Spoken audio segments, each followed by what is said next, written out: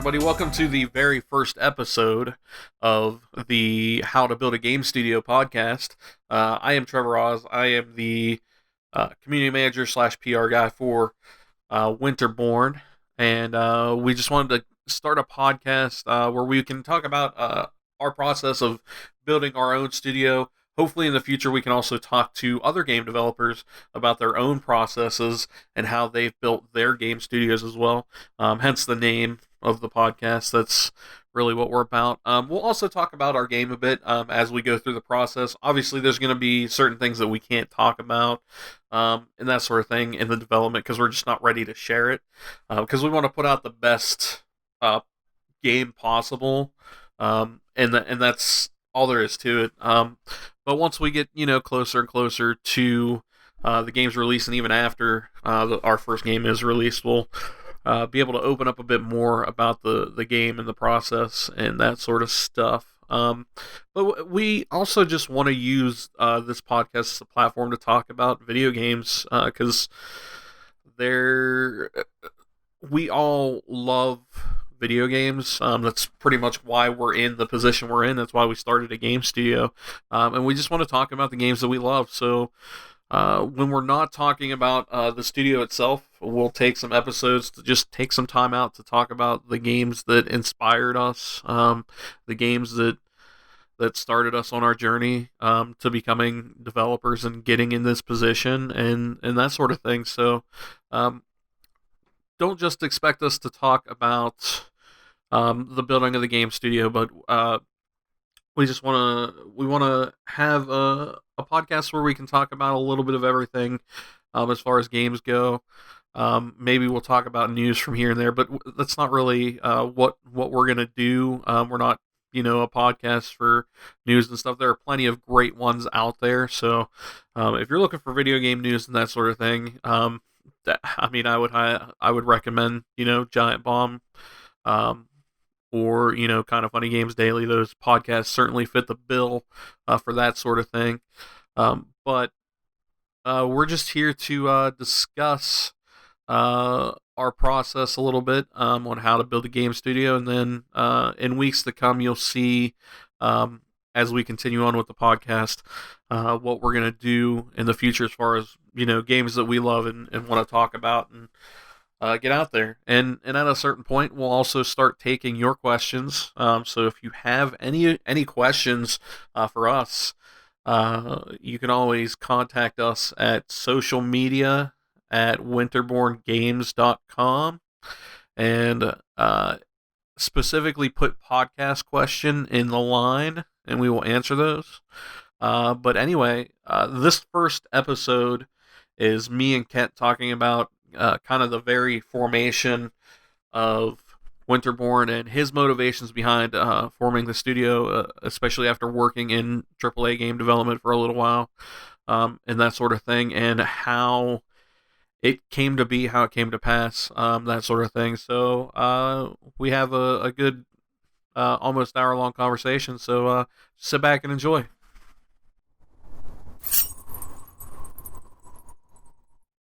Okay, well, I'm here with our studio head, Kent Gambill, if that is your real name. Technically, it's not, but more or less, yes. Technically, it's not. What else are you hiding, Kent? There's a lot of secrets. Since Kent is technically my middle name. You know that, I think. Yeah, I know that. Okay. I would have been surprised. No one can know my first name. I won't let it know, but hopefully nobody that's listening knows your dad's name because it's the same.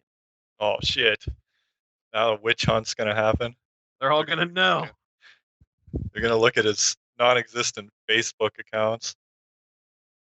At least I don't think he's on Facebook. I don't know, actually. I'm not friends with him if he is. I know your mom's on Facebook, but I don't think he is. No, I can't imagine him being on Facebook. That would be very unusual. Yeah, I can't imagine him wanting to be on Facebook. So he probably just looks at your mom's Facebook for updates. I don't even think he looks at updates. I think he's probably like not. Jack, where it's like, what's going on? And then his sister just had a baby, and he's like, nothing. and that is That, folks, is our game studio in a nutshell. Yeah, we're professional as fuck. Are we allowed to Incredibly. curse in this? What's our audience here? I mean, we haven't really discussed that. I'm gonna curse. I can't not. Yeah, I mean, I don't see a problem with it. Like, I think I may have put the explicit tag on iTunes already All right, good. because I assumed we would curse. Yeah, I have a bad habit of doing that, and it's gonna happen.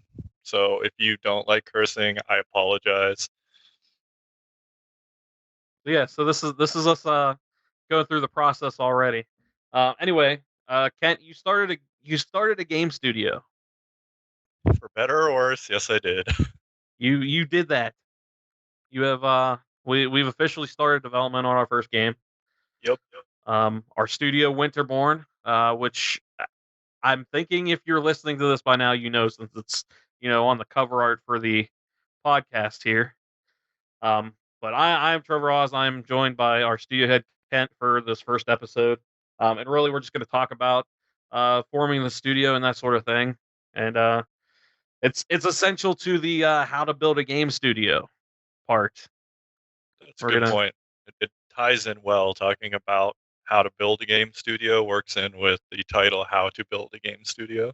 yeah, we're working it out here. Like, we're workshopping as you're listening. So This is live. you're part of the process. We're doing it live. We're It's yeah, not really live. as you'll know since you downloaded a file to listen to this. So, in fact, you'll probably listen to this weeks after we record it, as True. we as we figure out the logistics of everything else. Anyway, Kent, so you decided to create a game studio. Um, why now? Um, well, a lot of things kind of fell into place all at once. Obviously, it's something I've always kind of wanted to do, but financially speaking, it's a hell of a lot harder to start a studio or have your own studio versus, getting a job at another existing established developer. Um, so kind of the major thing I needed to do before even considering this was pay off my student loans because Jesus Christ, student loans are so much. Um, so I started my career in game development as a programmer, and it took me about, what was it, 10 years, Yeah, it was nine about 10 years, somewhere around there. Um, and I finally got that paid off. So that was kind of, target one down. And then my wife Genevieve and I decided that we were going to leave Los Angeles and move up to the Seattle area. So I needed to basically end my job at Infinity Ward and Activision, which I've been at for a little over 5 years. So I was already, kind of out of that job and starting to look for a new one. And the fact that it's a little cheaper living up here than LA, and that we had saved up, both me and Genevieve had saved up, money since we don't have kids or anything yet. Took quite a fair amount of money, put it aside, and then it just decided that this was the best time to do it. Had the opportunity to do it. She has her job up here, so it still made sense to move up here. But yeah, so giving it a shot, and we'll see how things work out there. Yeah, we'll definitely find out. Um, so when you're forming a studio,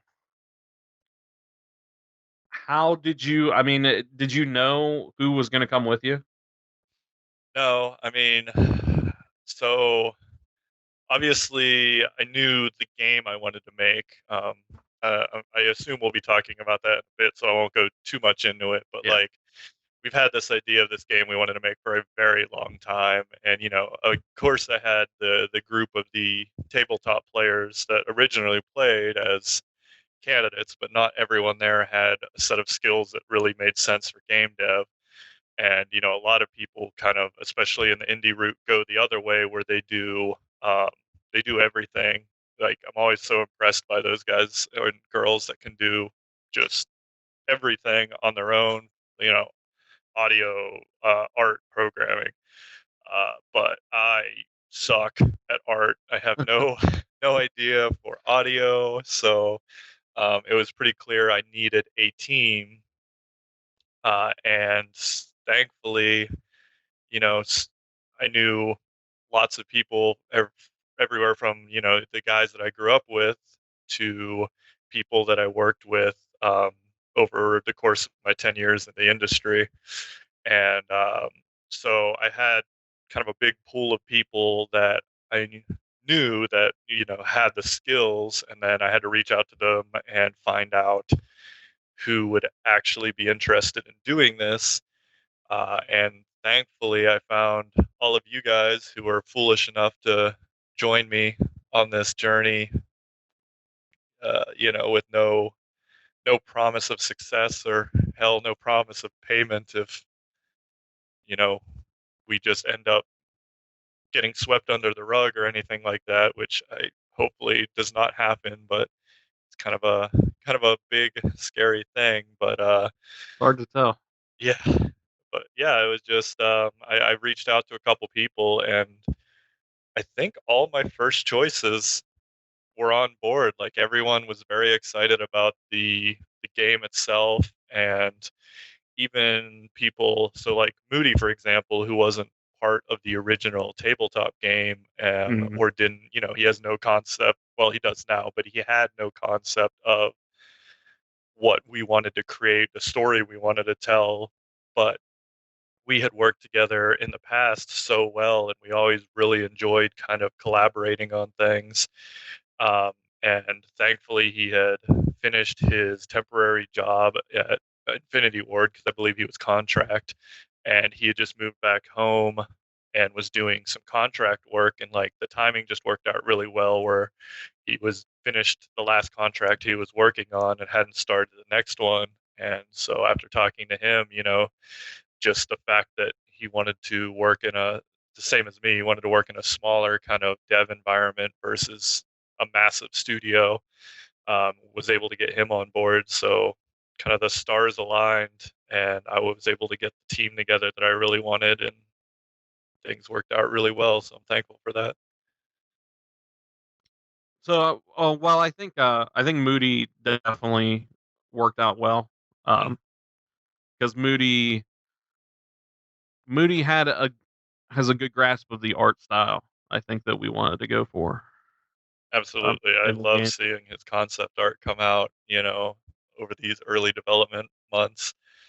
And I really wish I could show it to people, but we're not quite ready to do that. But keep an eye out at some point once we kind of figure out our plan for releasing content.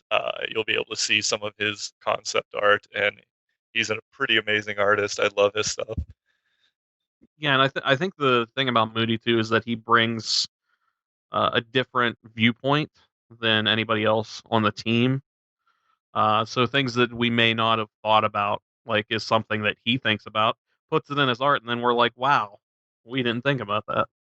Yeah, absolutely. And he's also been invaluable as just an outside kind of opinion on things. Mm, So, all the rest of the team at some point or another had played the original tabletop version. So when I'm writing out a story or a quest or some characters, I will sometimes take for granted of, oh, they already know what this is or where this is or who this is.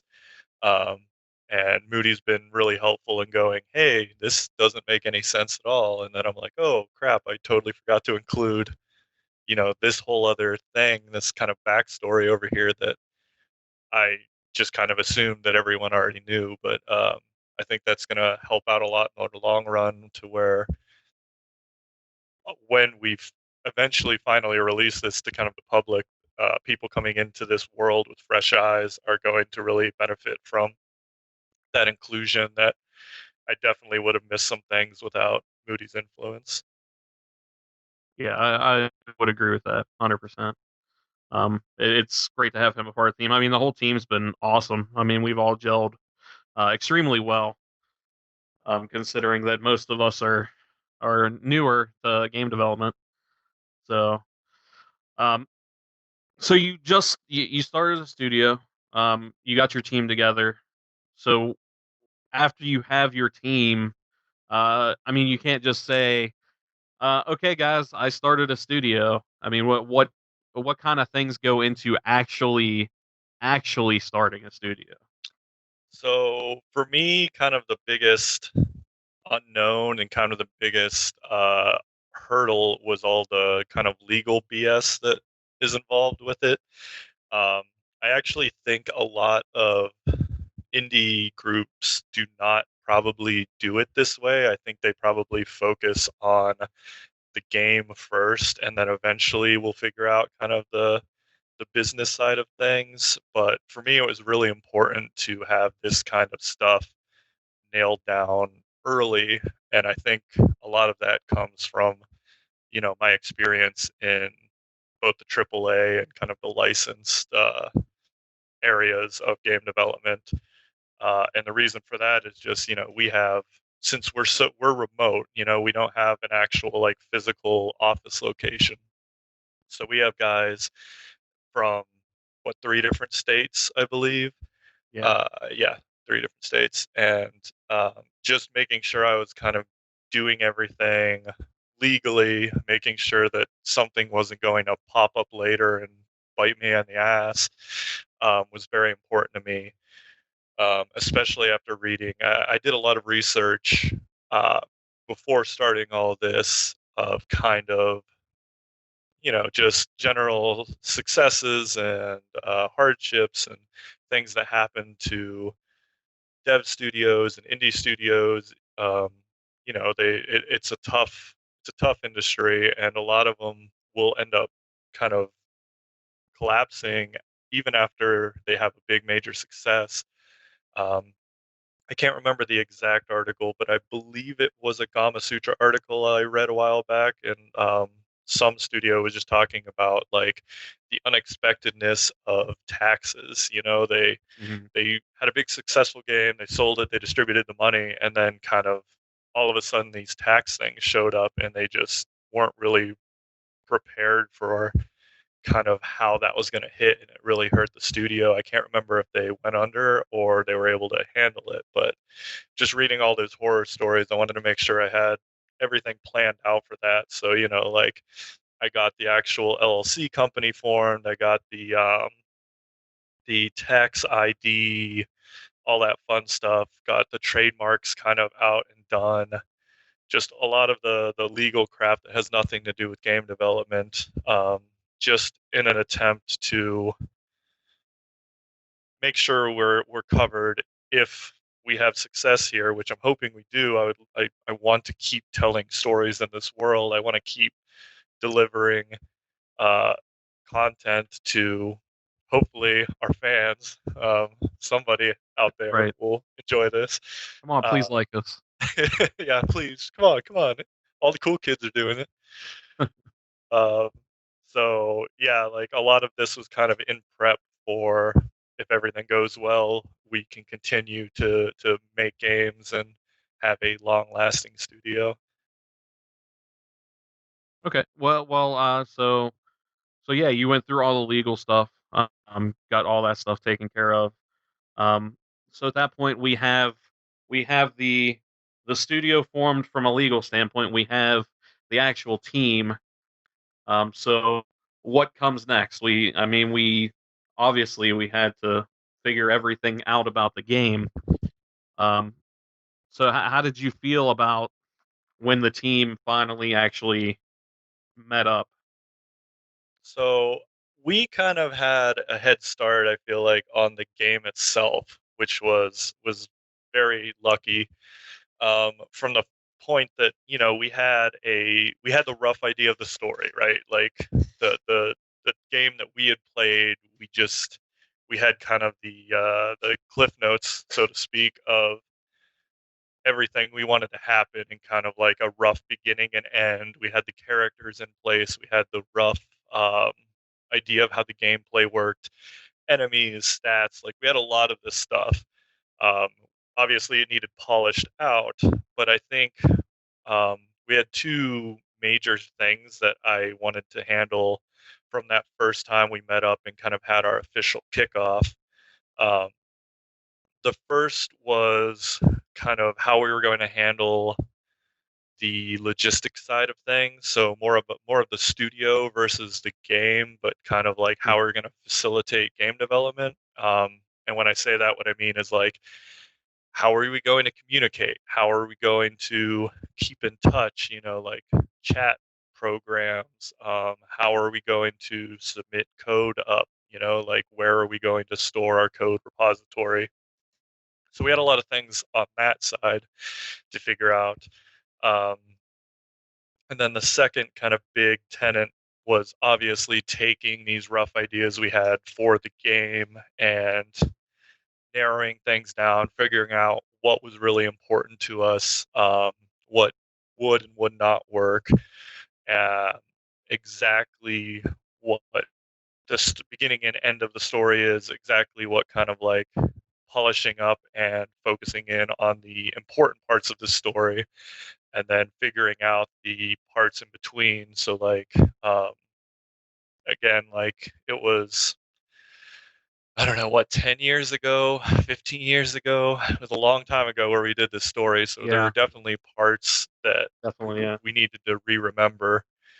And I remember when we were all together, we had basically a ton of sticky notes we started doing on the wall, and they were all major story events that happened. And we started on one end with the beginning, the end of where we wanted to end the story, and then we just started kind of remembering bits and pieces, which I thought was a cool way of kind of developing this. It's almost like a communal design where everyone would remember different events and different parts more vividly than others, like especially ones that were meaningful to them. And Yeah. so we were able to, you know, kind of as a group piece together the story again. And of course, as someone would mention something, it would be like, "Oh yeah, I remember that. That was so cool. I Yeah. loved when It that triggered happened." us. Yeah, it triggered our memories. And so yeah, that was a cool way of really developing that story versus, if it would have been just me going, "Oh well, I'm the designer and I have to go do this," I'm sure I would have missed several really cool moments that you and the rest of the team brought up, kind of jogged my memory. So that was a really great way of designing that. And it wasn't even the direct development team either. It was all the people that played the tabletop versions of the game. Especially Gary. I want to give a shout out Hmm. to Gary because he remembers a lot of stuff that I just did not. The historian. Yeah. Yeah, no, that was really cool.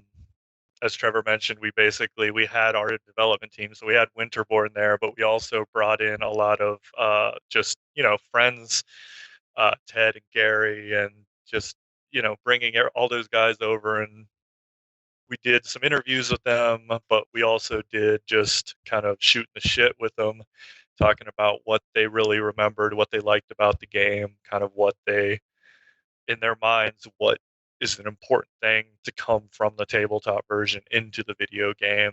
Um, so that was really cool, like almost designed by committee. Hmm. And it also gives us a chance to have kind of that those people that we know that we can get feedback from and get honest feedback. Hmm. So we have that outsider perspective in our circle. Yeah, it's pretty easy to get when you're so heads down in your project. It's pretty easy, I think, to lose perspective sometimes of that. I'll, I hate to say I'm making this for me, even though I kind of am, because I totally want to play the story. But we're also making it for everyone. So, Yeah.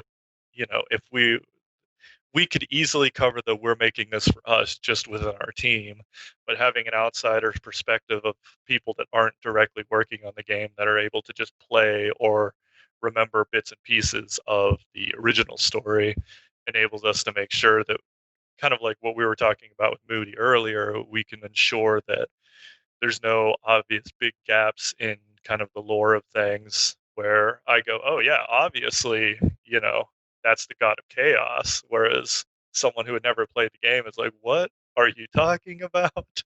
Yeah, like it was great having somebody like Moody there who came in with no knowledge whatsoever of the world, the characters, anything, because he was asking those questions about what is this and what is that, and then working with other people, the team, to kind of flesh out what we meant by that stuff. Absolutely. It was far and away the most, I don't want to say just fun, but the most, I think, enlightening design experience I've ever had, working in the industry, is being able to kind of have so many different perspectives without really needing to worry about either appeasing someone else or dealing with an ego of this is my story and we're not doing Right. it that way. It was really refreshing. Yeah, I mean, we were all there with the same goal in mind, is we just want to make something that's good. That's true. We just want to make something that's good, fun, that we enjoy, and in turn hope that other people enjoy because of that. Yeah, exactly. There's got to Um, be other people like me out there somewhere, right? well, uh, you're a weird guy, Kent. Come So on, all the ex-carnies out there, those guys that love tactical RPGs, that's a big group. it's gotta be. It's gotta be. I'm sure if you're an ex carny that loves tactical RPGs, make sure to send us some feedback Yeah, thank you. We'll at need beta testers. at winterborngames.com. You can comment on the articles that when we post them for the podcast. That's a perfect way to solicit feedback from those ex carny uh, tactical RPG players. Yeah, it's So an important demographic for me. that's our target audience. If you're not, then you can stop. You're not, then just stop listening. That's Yeah, that's we're making it for those guys. for those for all you ex carnies out there. I think I know one other guy that likes the tactical RPGs, Well, hey, so hey, if we can get that guy to pay a lot of money for this one game, we're set. oh yeah. We'll just sell it at $1 million a pop. There we go. That's our goal, guys. That's how you create a game studio. That's bad advice. Don't listen to that. It's all lies. Horrible. So from a technical standpoint, um, how do you start making a game? That's a big question. Um, for most people, the answer is use Unity or use Unreal. That is, in a nutshell, that would be your best bet. It's the common Uh, one I see. we are weird in the fact that we are not using either one of those. And honestly, the reason for that is entirely me.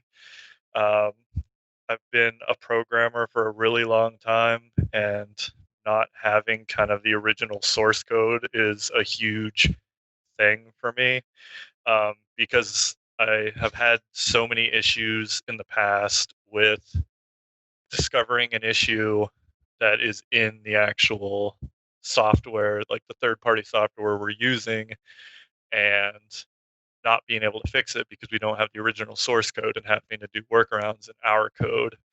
And not to say that's really something you run into with Unity or Unreal, because they're used so frequently that, But there's probably a solution out there yeah, for I mean, those they're things. pretty much good to go. Um, but I don't know, it's really a programmer thing. I've noticed a big breakdown between people that really like Unity or don't like Unity a lot of times. Like, Mhm. just like, all designers love Unity, and why wouldn't they? It's like a fantastic tool set. But for me, one reason, like I mentioned, was the using having the source code and just being able to kind of customize it exactly to my will. Like, if I want to change something in the way the engine works, I can. Yeah. Uh, so it's just personal preference, and of course that provides its own set of problems, because since we're not using, um, a fully established game engine, especially one like Unity that is just so kind of ubiquitous at this point. Um, there's a lot of stuff we have to do ourselves.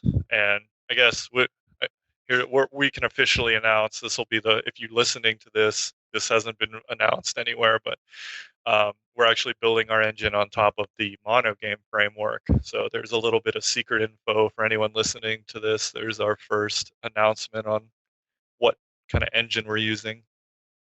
Um, and having that, it's really nice to have all the original source code. And while the community is obviously much, much smaller than the Unity community, um, it does still have that community, the kind of support that I can get if I have questions or I'm not sure how something works, that I can go and still work with those guys. So that's been really helpful. And then the second reason that I kind of chose the monogame framework over the more established engine is, and again, it ties into the first of me just being a programmer. I wanted to learn. Like, I've been a gameplay and a UI and a networking programmer, but I've never really been an engine programmer. And I haven't done anything quite as low level as doing the engine work since school, and it's a great learning experience for me doing kind of the more low level stuff that I haven't really messed with in so long, being able to design the engine from the ground up. Um, and it's been great from a programmer standpoint, being able to do that.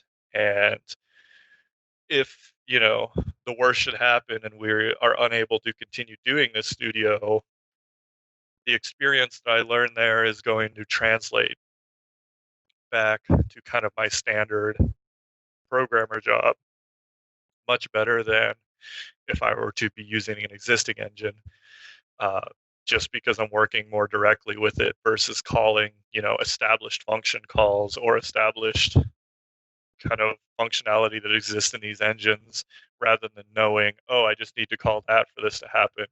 I know more of the underlying tech or the underlying math of why this happens. So it's more useful to me as a programmer. So since you started on this, building our own engine and everything, what do you think's been the biggest challenge so far?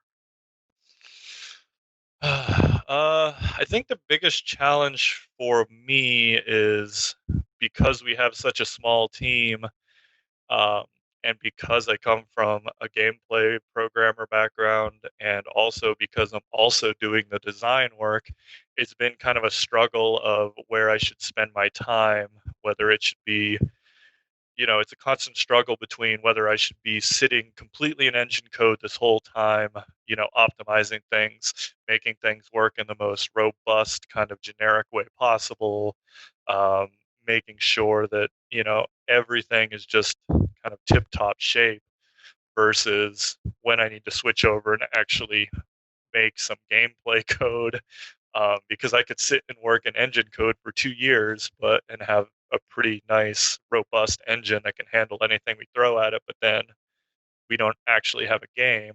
Right.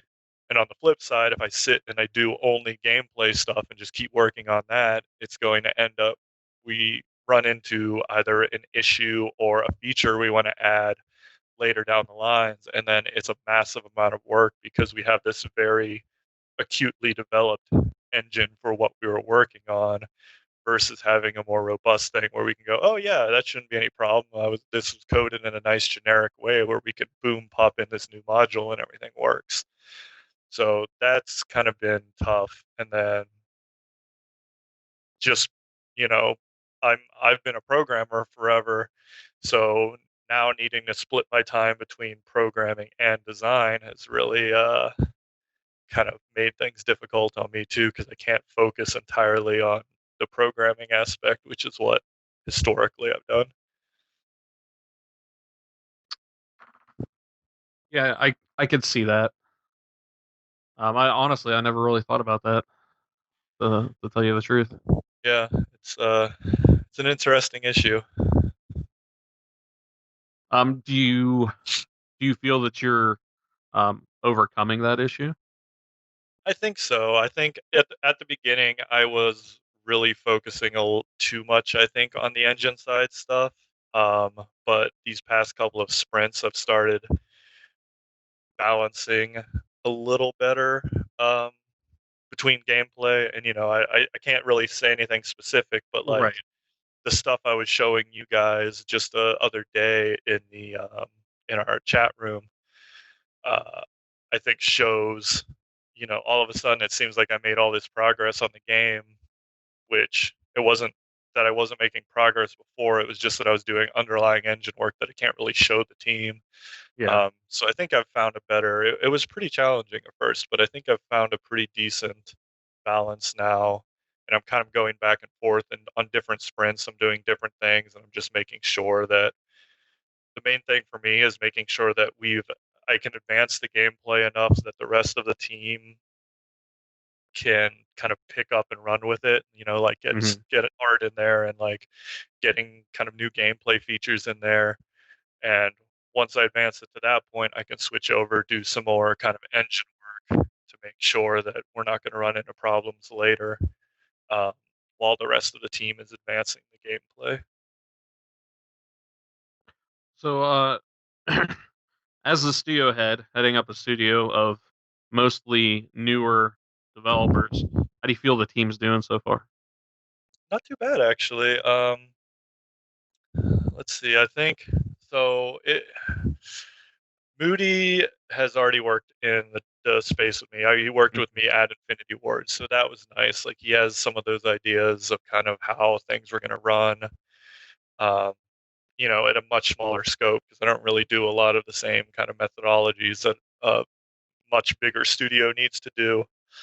But yeah, I mean, I think really the passion for the project has overcome most of the issues we've had as far as kind of bringing in new people.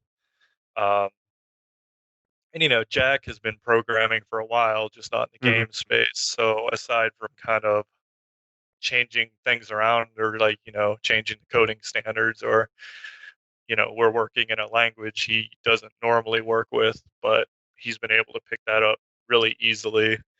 Um, and then with you, your I mean, I don't want to speak for you, but I'm assuming it's your just knowledge of games and kind of the industry in general that you follow up with has made it not a massive change from what you were kind of already doing, except you're doing it in an official capacity now, right? Yeah. Yeah, yeah. It's it's it's weird being in my position, especially because I see all this stuff behind the scenes, and it's like, man, I want to talk about this. I want to share this. I want to like this art's sweet. Let me throw it out there, but it's like we're so early in development that it just doesn't make sense for us to do that. Yeah, Because impressions, especially for a new studio, impressions mean a lot. And we don't want to throw out the like. In all honesty, we don't want to throw out the wrong impression to where people are just like, man, these guys suck, and yeah. and It's just dismiss us after seeing the first thing that we show. it's a really tough balancing act in every aspect of the industry, from indie all the way up to the biggest AAA developers, of Yeah. when to show stuff versus when to not. Because you know, coming from the AAA industry, it's like everything is the cards are kept very close to the chest until the time, and it's very I don't want to say secretive, but it's like there's not as many kind of avenues to talking directly to fans or directly to even potential fans, um, versus a lot of times on the indie side, like you can really communicate with them earlier and easier. Mm. But the balance is still um, the You still fact gotta that, find that balance. yeah, like some And people totally understand kind of the process of game development and how shitty things look right at the beginning, especially when, like we spent several months just testing out different kind of proof of concept technology ideas. So, Mhm. like lighting, like I wanted to test out, I can't be very specific about it, but I wanted to test out some lighting in a few different aspects and how they would interact with different planned objects in our game. And if you have any idea of working in that, you can look at that and go, "Oh, that's cool. That's promising." If you don't, then you're going to look at that and go, "Wow, what is that? That's not a game. That's some piece of shit." So you got to find the right balance to where you're not going to turn off people that really are just interested in seeing what the final game is going to look like, versus if you're just too quiet and keep everything to your chest until you're ready to go, you miss out that opportunity that I really want to explore, which is having a community around our game, like having people that are interested, having people that might be able to beta test for us, and kind of help drive the direction of our game, which I think is just massive and great bonus you get from being an indie dev. I definitely don't want to miss out on that. So that's been Yeah, tough for me as well. Being like, oh, I want to show this piece of art. I want to show this or play yeah, this piece of audio that Boo made, but like, and he's making some great stuff. yeah. So it's been really tough. Yeah, it's hard, especially for me, like because since we're so early in development, like I feel like I'm not doing enough Mhm. because I just can't. So, but I mean that's part of the reason why I wanted to do a podcast, so we can sit here, we can talk about those challenges and say this is why maybe an indie studio or a studio in general isn't like putting information out there or that sort of thing. Yeah, yeah. I'm looking forward to kind of our initial, I guess, a reveal. I don't know exactly how we're going to do it, but probably our initial reveal, and then we'll start showcasing things. So I'm looking forward to when we do that. But it's a balance, like we've been saying. It's just a balancing act when we can start showing it to people. Yeah, yeah, I can't wait till we start showing stuff too. Uh, Trust me on that. um, but I think once we get to that point, once we can start showing it, that'll be the best time for us. Hmm. So trust us. Don't trust Uh, Trevor. Trust but me. I mean, it's weird telling a developer that wants to make a game that you buy to trust them, but um, we legit want to make the best thing possible, uh, and we want to provide you with a game that you'll love. Because it's a game it's a game that we played at a tabletop that we love. So we want to hope that translates into an actual video game. I think it will. I'm pretty excited. But again, as we mentioned, it's so near and dear to our hearts that, we want to make sure that the game, when it comes out, is for everyone versus just for us. Yeah, yeah, and that's definitely something like as we move on, we want people to see certain aspects and get feedback and hopefully make quality changes if we have to. Um, that'll make the game better. Yep. I'm bringing in them loot boxes. Don't you worry. I'm not bringing in loot boxes. That was totally a joke. That's a joke. I Um, can I will 100% promise right now there is 0% chance that we will bring a loot box into our game as long as I have control over this game. yeah, there's no way that's happening. Um, so rest assured, um, this is one dev that will not put a loot box in a game. Um, but yeah, I'm excited. I know you're excited. Um, and so let's talk about the studio a little bit more. Alright. Um, Winterborn, how'd you come up with that? Probably in the shower. I think that's where all of my ideas come from. Best ideas for me are in the shower or when I'm driving. So Winterborn, I'll be honest, I can't remember exactly when it popped into my head. It's just at some point it popped into my head, and it's kind of just a cool name. Like, at least I think so. I think it sounds pretty cool. But there's a lot of meaning behind that name for us.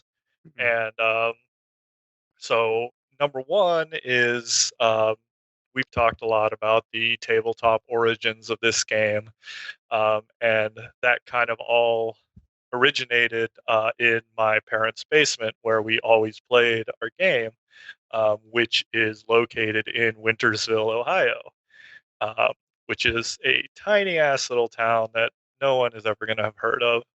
Um, but that's kind of the literal what we're talking about. This game is um, all the ideas, the game itself, the characters, kind of the idea of making a game in the first place. Hell, even the realization that I wanted to go into game development.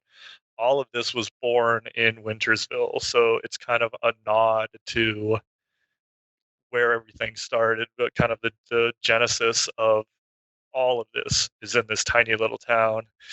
Um, and I didn't even realize the second part until Yeah. later, but I went to school at Full Sail University where I learned programming, and that is located in Winter Park, Florida. So, kind of me learning the ability and the start of me getting into the industry um, came from Winter Park. So that's another thing that kind of reinforced the whole Winterborn, everything being born of the root word winter. Um, and then the third part, and this was after we had actually developed the name, but I didn't even realize this until somebody else, I can't remember who it was, mentioned it to me, but it just kind of was another cool thing of we actually started our kickoff meeting and our development in winter in Wintersville. So Yeah, there that's was true. just there's a lot behind the name. Yeah, we got started in the winter in Wintersville. You got started game developing in Winter Park. It's a very symbolic name. It is. Um, but I like the name too. Honestly, once you threw it out there to everybody, I was like, yeah, that's a good name. Yeah, people picked it up really fast. There really wasn't a lot of discussion as far as like alternatives. I think everyone, as soon as we heard it, was just like, "Yep, that's it. That's who we are." Well, I think you can always tell when an idea is good when you Hmm. have something like that. When it's like the team's just like, yeah, yeah, I Yep, like that. You it's know, it's nice. Normally, ideas don't work like that. It's like, well, that's not bad, but what about this? And a well, better idea always stems from that. But like, it's a nice feeling to kind of hit it out of the park every once in a while.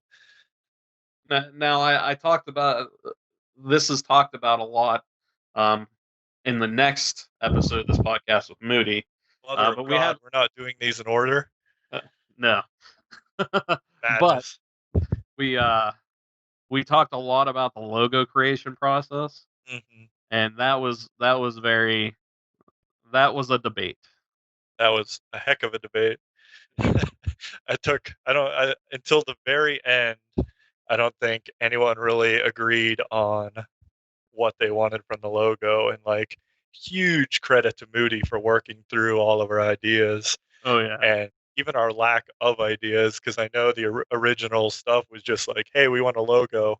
It needs to look cool. Like, you pretty know, much yeah. And then we he didn't came give him up a with lot to so work many with. things. But yeah, like I won't go too deep into it because you mentioned you talked a lot about it already. But that was kind of our first real decision as a group, and it took quite a while because we wanted the logo is important. Our namesake. We wanted it to be something we could kind of proudly display.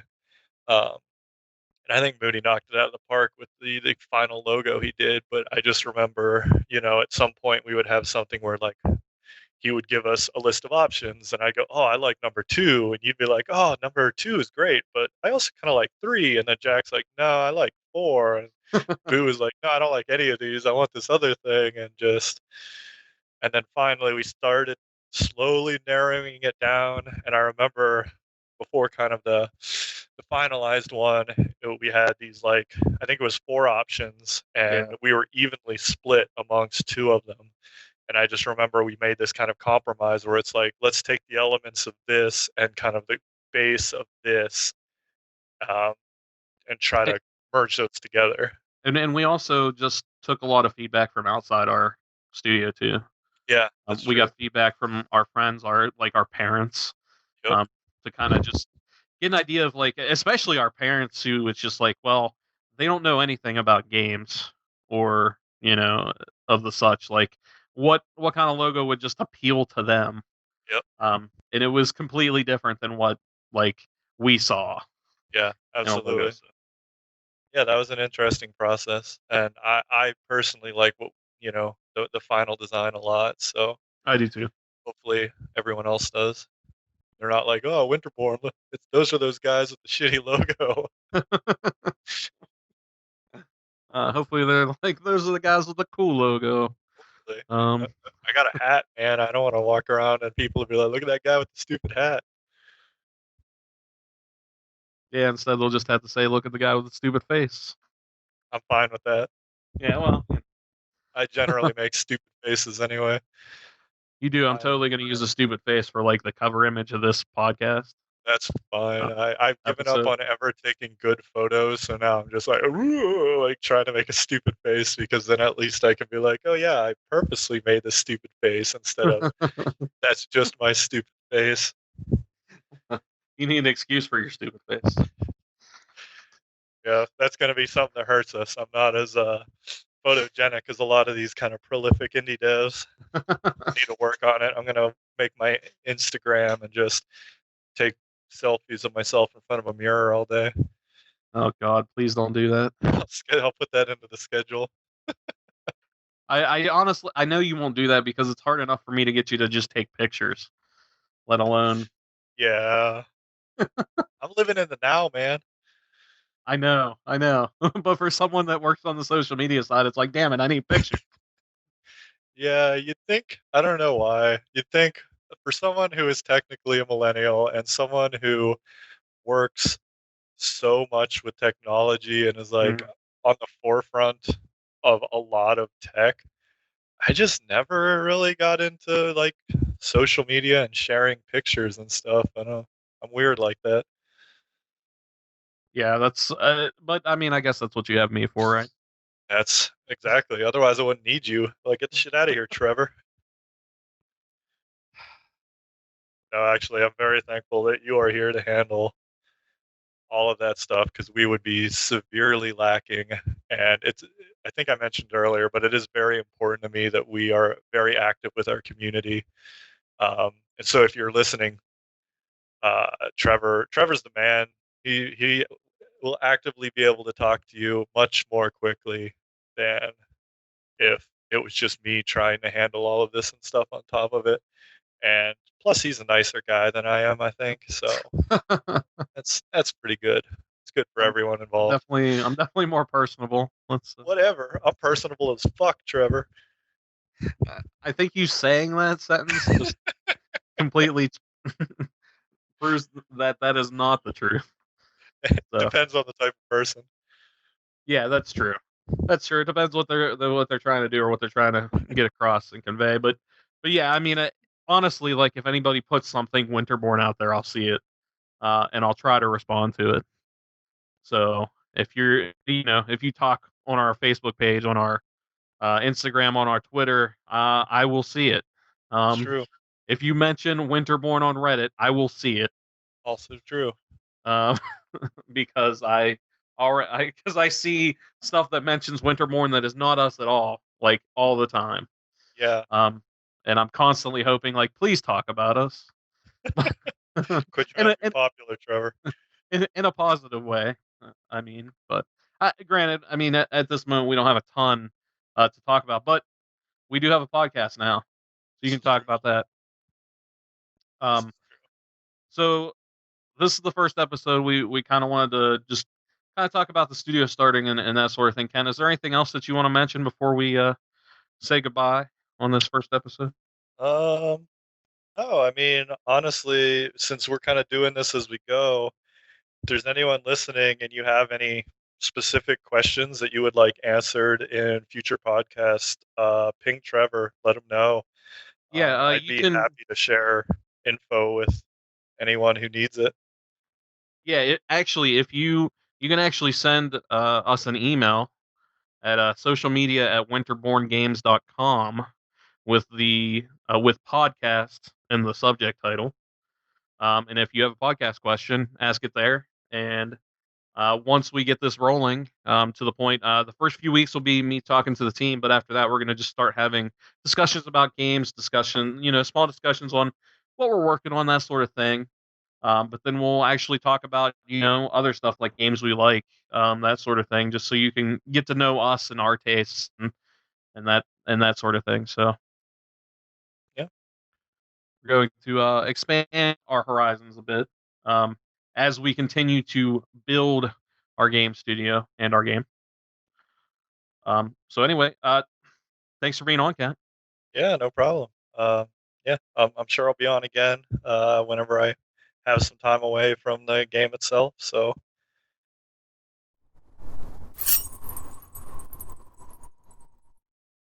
Thank you guys for listening to the first episode of the podcast. We appreciate you listening. If you would like to follow Kent on Twitter, he is at Profession L Kent. That is the word profession, the letter L, and then his name Kent.